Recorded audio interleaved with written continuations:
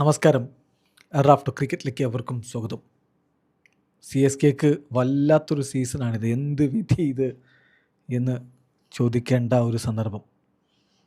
നന്നായി കളിച്ചുകൊണ്ടിരുന്ന പയ്യൻ അവനും റൂൾഡ് ഔട്ട് ആവുന്നു.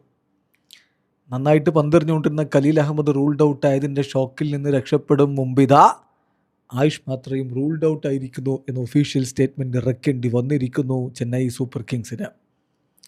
ഇവൻ്റെ പോക്ക് ഈ വിടവ് നികത്താൻ ഇത്തിരി പാടുപെടും സി എസ് കെ എന്നതാണ് യാഥാർത്ഥ്യം.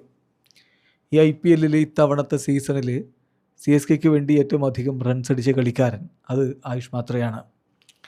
6 മത്സരങ്ങളിൽ നിന്ന് 201 റൺസ് അവൻ അടിച്ചത്. 177.78 സ്ട്രൈക്ക് റേറ്റിലാണ്.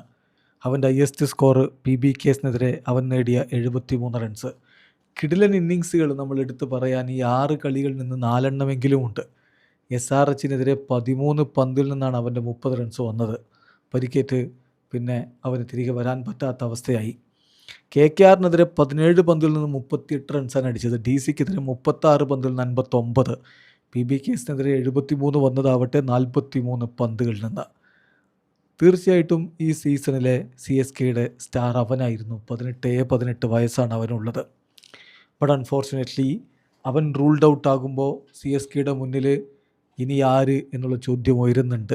കാത്തിരിക്കാം ആരെ പകരക്കാരനായിട്ട് CSK കൊണ്ടുവരുമെന്നറിയാൻ വേണ്ടി. ഉർവിൽ പട്ടേൽ ഒരു പക്ഷേ അടുത്ത കളിയിൽ പ്ലെയിൻ 12 ഇടം പിടിച്ചേക്കും.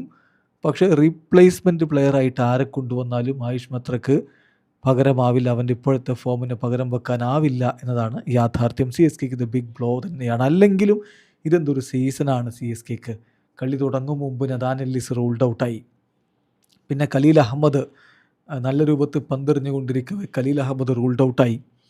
ആയുഷ് മാത്രം ഇതാ നല്ല രൂപത്തിൽ ബാറ്റ് ചെയ്തുകൊണ്ടിരിക്കവേ അവനും റൂൾഡ് ഔട്ട് ആവുന്നു.